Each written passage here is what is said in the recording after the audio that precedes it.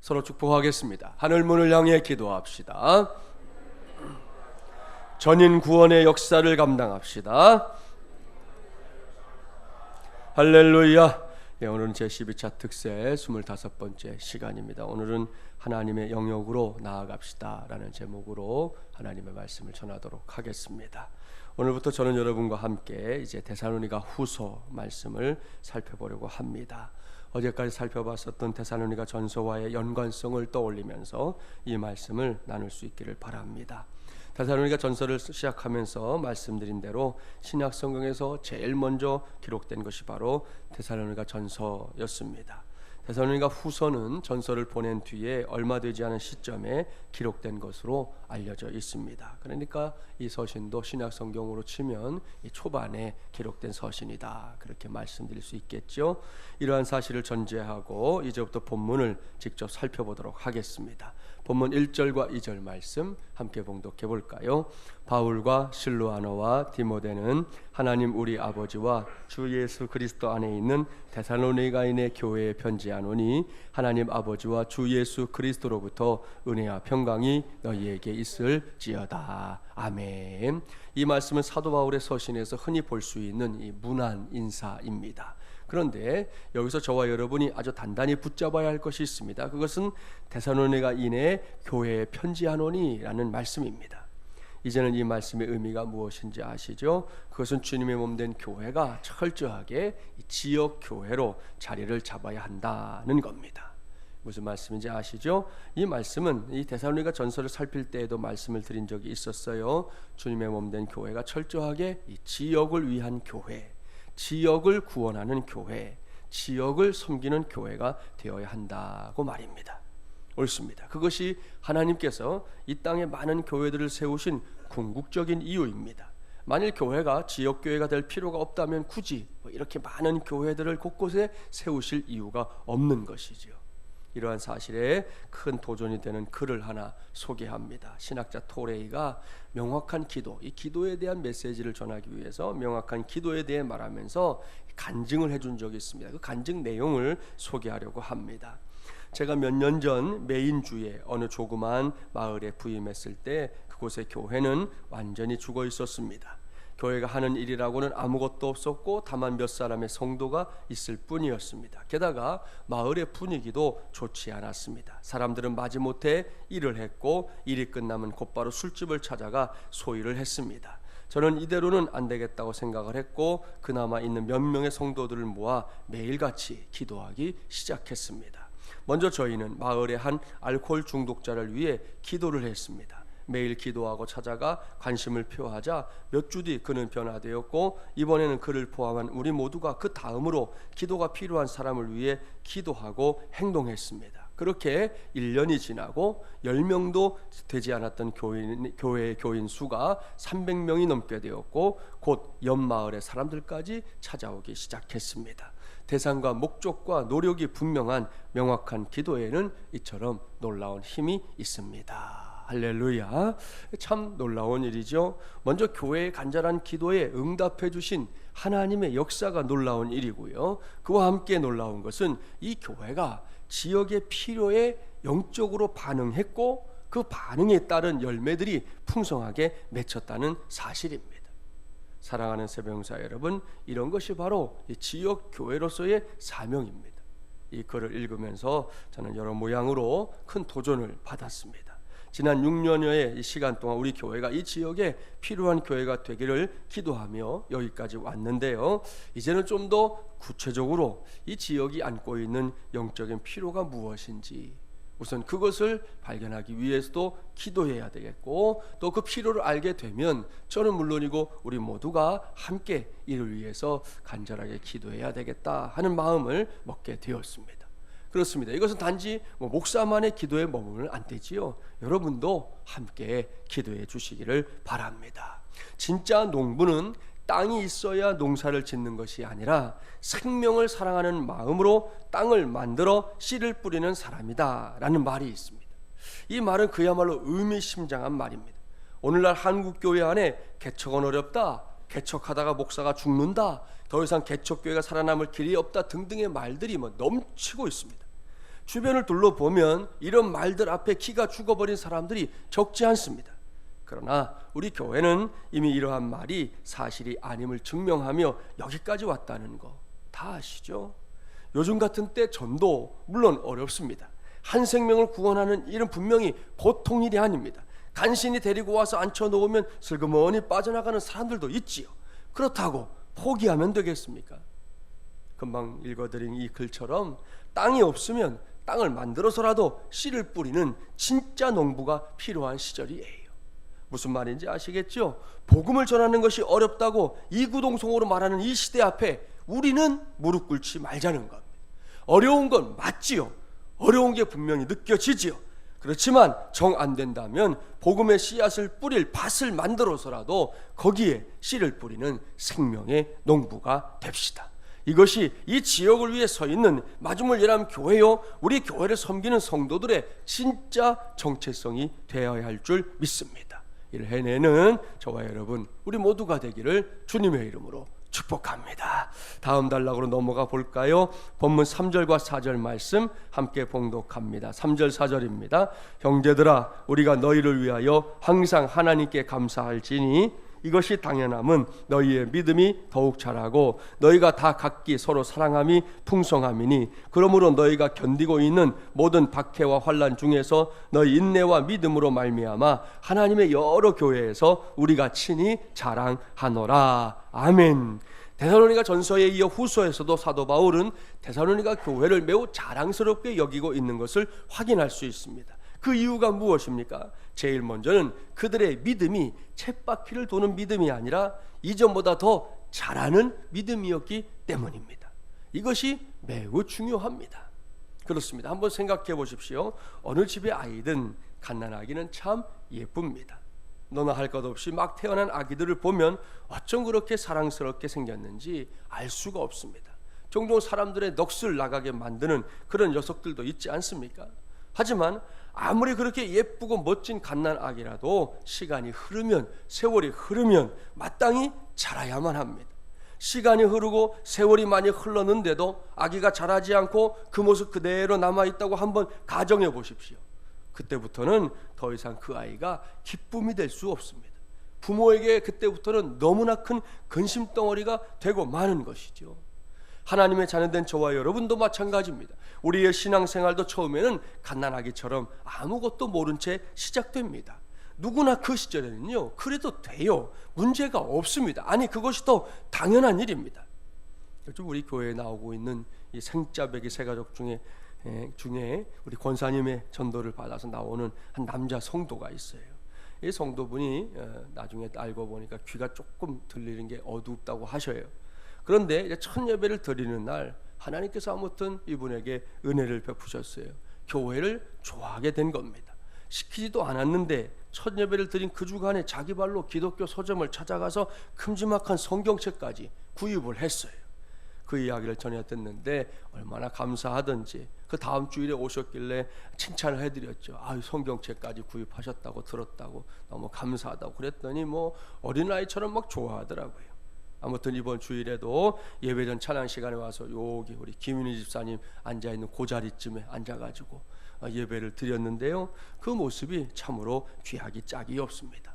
그런데 여러분 다 아시죠? 지금의 그 모습이 그 성도의 마지막 모습은 아니라는 거죠. 이 세 가족은 물론이고 저와 여러분도 앞으로 세월이 흘러가면서 반드시 해내야 할 것이 있다는 거지요.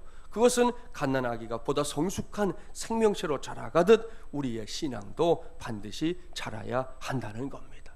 이전보다 더 성숙한 자리에까지 나아갈 수 있어야 한다는 말씀입니다. 이 과정에서 그동안 우리가 놓치고 있었던 것이 있습니다. 그것은 하나님의 영역에 대해서 좀 더 구체적인 것들을 알아가야 한다는 겁니다. 이것이 진짜 믿음이 자라고 있는 증거입니다. 그렇습니다. 신앙생활은 늘 그 밥에 그 나물이면 안 됩니다. 뭐 밥이야 뭐 그 밥에 그 나물이어도 괜찮은데 우리 신앙생활이 늘 그 밥에 그 나물이면 안 된다는 거죠. 세월이 갈수록 이전보다 더 많은 알미 필요하고 체험도 필요합니다. 이 모든 것들을 이 믿음이라는 토대 위에 세워나가야 하는 것이죠. 그런 의미에서 우리의 신앙생활은 하나님의 강에서 배를 타는 것에 한번 비유해 볼 수 있습니다. 우리 교회 같으면 장로호잖아요. 우리 배가 장로호인데 하나님의 강에 떠 있는 배는 장로호만 있는 거 아니죠? 순복음호도 있고 침례호도 있고 감리호도 있고 성결호도 있고 뭐 성공회호 등등 있지요. 이렇게 어떤 배에든 올라탄 거 분명히 은혜입니다. 제일 먼저 우리가 받아야 할 은혜는 그 배에 올라타는 것이라는 말씀이에요. 그런데 그것이 끝이 아니라는 거지요. 하나님께서 그 다음 단계로 우리를 부르실 때가 있습니다. 그것은 다분히 이 모험적인 믿음의 여정을 향한 출발인데요, 이 여정을 감당하면서 우리가 떠올려야 할 사람은 바로 베드로입니다. 마태복음 14장 25절 이하의 말씀을 보면 바다 위에서 그리고 배 안에서 사도 베드로가 이 무리를 걸어오시는 예수님을 만났던 기록을 볼 수 있어요. 그때 베드로는 비록 잠시긴 하지만 물 위를 걷는 놀라운 체험을 하게 됩니다. 신앙생활 하다 보면 그와 유사한 어떤 순간들이 우리에게도 다가올 때가 있습니다. 그때 우리 모두는 베드로처럼 결단해야 합니다. 베드로와 같은 체험을 한 번쯤은 우리가 신앙생활하면서 해볼 필요가 있다는 말씀입니다. 그것은 무리에서 오라 하시는 예수님의 말씀에 순종해서 어느샌가 지나치게 편안하고 안락한 처소가 되어버린 그 배를 떠나 하나님의 강 속으로 풍덩 뛰어드는 그런 체험들이 우리에게 필요하다는 말씀이에요. 이것은 기적의 차원으로 들어가는 것이다, 그렇게 말씀을 드릴 수 있는데요, 그곳은 어떤 곳이냐? 성령의 강권적인 역사가 일어나는 곳입니다. 성령의 불이 모든 것을 불태우는 그런 자리입니다. 세상의 상식이나 이론들이 지배하는 공간이 아니라 예수 그리스도의 식이 지배하는 공간이라는 말씀입니다. 할렐루야. 사랑하는 여러분, 우리의 믿음은 그러한 자리에까지, 예수 그리스도의 식이 지배하는 자리에까지 이를 수 있도록 반드시 자라가야 합니다. 그렇습니다. 성경에서 볼 수 있는 이런저런 기록들을 그저 성경의 기록으로만 놔두지 말고 오늘 우리 시대에도 믿음 안에서 일어날 수 있는 역사요 사건으로 받아들일 수 있는 저와 여러분이 되어야 한다는 말씀입니다.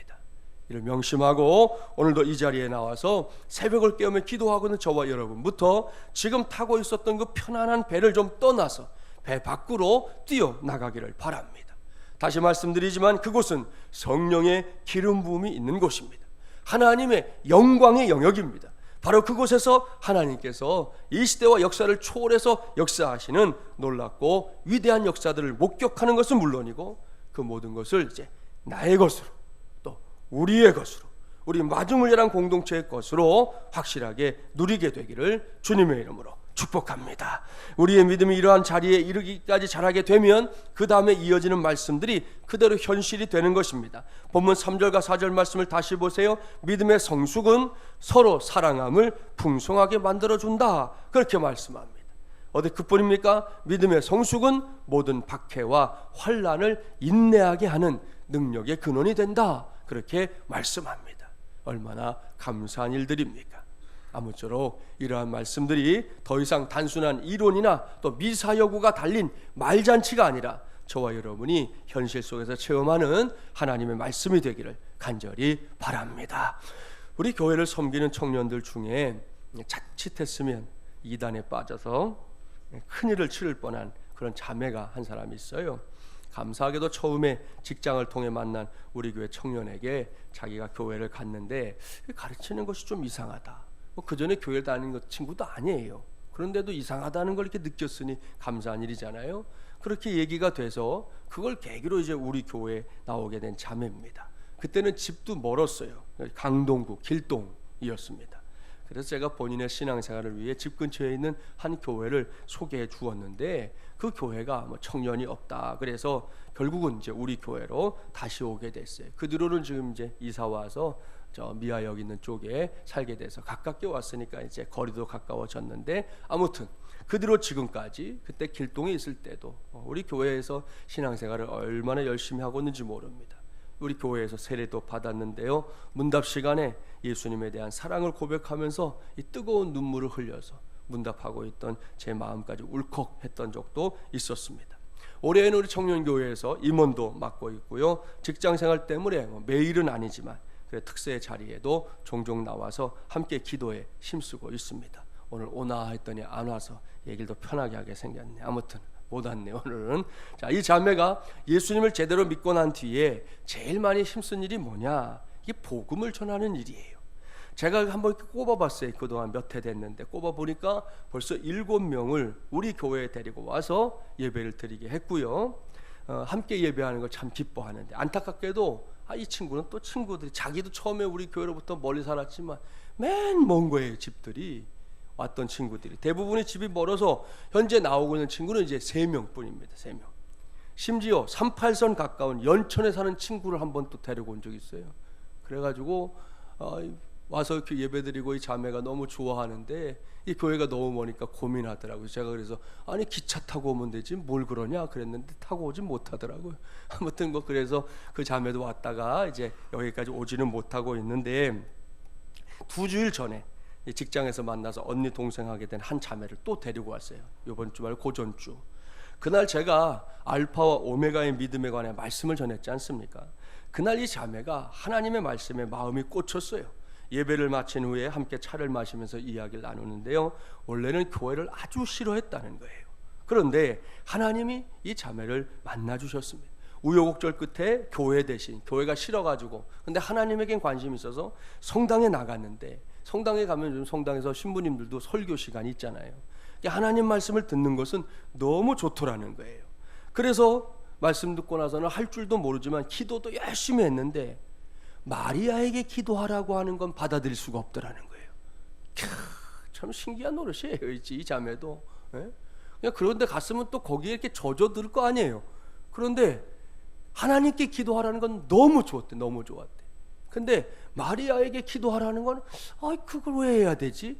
이런 생각이 들어가지고 또 성당을 나가는 일이 이렇게 주저하게 됐다는 거예요. 그래서 우리 교회를 섬기는 자매에게 자신을 이끌어 달라. 그래서 이제 2주일 전에 우리 교회까지 이제 왔던 겁니다. 그날 말씀을 들으니 자신이 지금 알파의 믿음이다 그러는 거예요.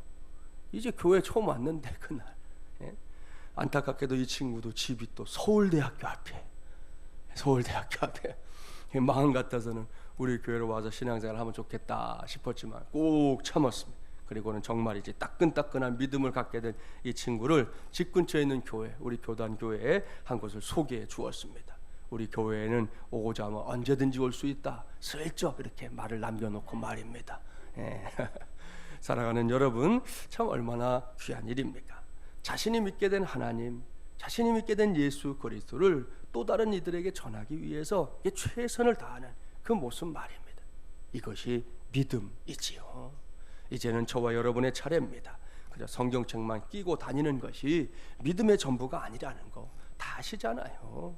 이렇게 새벽을 깨우는 일이 너무나 귀하고 복된 일이지만 이건 역시 그저 흉내내기만 되면 안 된다는 거 다 아시죠.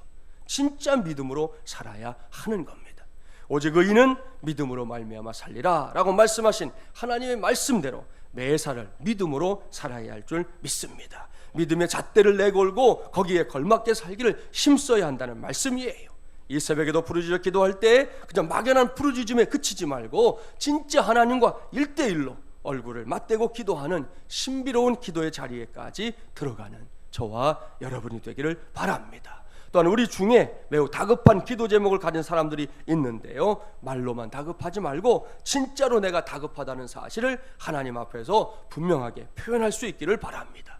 성경 한 곳을 보려고 합니다. 구약 성경 이사야 62장 6절과 7절 말씀 함께 봉독해 볼까요? 구약 1043쪽. 이사야 62장 6절과 7절 말씀 2절 1043쪽입니다. 함께 봉독해 볼까요? 6절 7절입니다. 예루살렘이여, 내가 너의 성벽 위에 파수꾼을 세우고 그들로 하여금 주야로 계속 잠잠하지 않게 하였느니라. 너희 여호와로 기억하시게 하는 자들아, 너희는 쉬지 말며 또 여호와께서 예루살렘을 세워 세상에서 찬송을 받게 하시기까지 그로 쉬지 못하시게 하라. 아멘. 사랑하는 세배용사 여러분, 이렇게 기도해야 합니다.